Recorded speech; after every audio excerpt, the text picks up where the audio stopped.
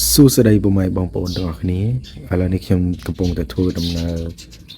នៅលើផ្លូវមួយដែលយើង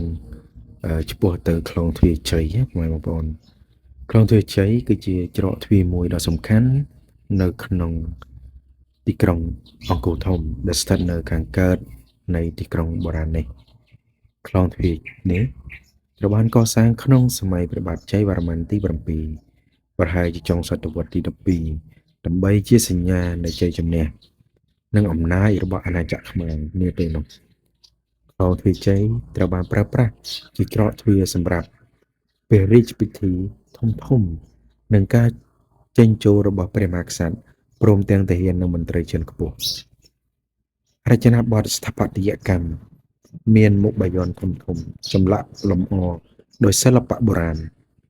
ដែលបង្ហាញអំពីជំនឿព្រះពុទ្ធសាសនានិងវប្បធម៌ខ្មែរដ៏រុងរឿងនៅសម័យបច្ចុប្បន្ននេះខ្លងទ្វារជ័យក្លាយជាទីទស្សនាទេសចរណ៍ដ៏ពេញនិយមមួយសម្រាប់ភ្ញៀវជាតិនិងអន្តរជាតិទីនេះមិនត្រឹមតែជាសំណង់បុរាណប៉ុន្តែជាវត្ថុតាំងនៃប្រវត្តិសាស្ត្រអរិយធម៌និងភាពឆ្លាតវៃរបស់បុរាណខ្មែរដែលសមនឹងការអភិរក្សនិងថែរក្សាគ្រប់ជំនាន់